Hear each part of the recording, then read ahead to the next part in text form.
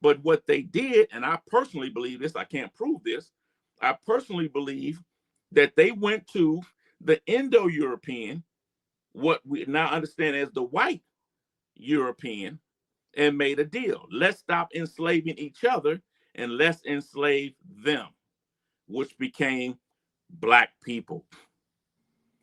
And I'm going to show you where this all started. And then that's what created race in 1492 in what we understand the edicts of demarcation. Edicts, not edict. Edicts, more than one, that basically placed all black people into hereditary servitude based on the mother. You would be born into it. And it was made the law. So basically what was done in practice that could not be enforced, what would become the white European made it a law. So there would be no way that black people could escape from this servitude. That was an economic servitude. That's why there is a debt, because there was an economic decision encoded in law that trapped a people for profit. That's why it's old. And that's what you have to understand. When somebody comes along to you and say, well, everybody enslaved. No, they enslaved in practice. They did everything, but it was not made a law. It was made a law when what we understand as white Europeans made it law, global law. We're going to show you how that happened today. First, this young lady right here, I borrowed some of her stuff. Me and thought we cut it up. Ashley, check her out on YouTube.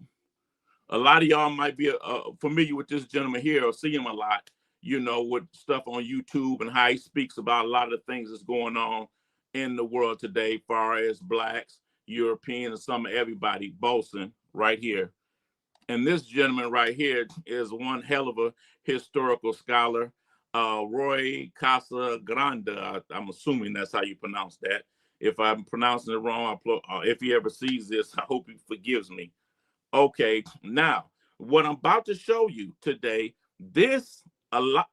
my book right here that I keep telling you all about, and Morgatic, this goes a lot deeper. But I'm gonna scrape the surface, and we're going to give you something today to help you win any debate. Any debate. It's important to know these terminologies. Euro-Atlantic. While in the Atlantic Ocean, you had the slave trade going on.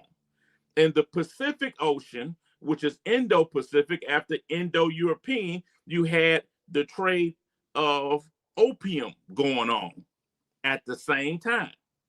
Okay? Now, Indo-Pacific is from Indo-European. That is the old order in which they enslaved different ethnic groups, Indo-ethnic groups, and they enslaved what we now understand as white Europeans under that in practice. Emphasis in practice. The Euro-Atlantic came along. That is your current day European that we understand today as white European. They created a world, and it's called the Atlantic world. That's why it's called the Atlantic slave trade. Because under the Atlantic slave trade, right here, Europeans encoded the racial caste in global law, Atlantic world, okay?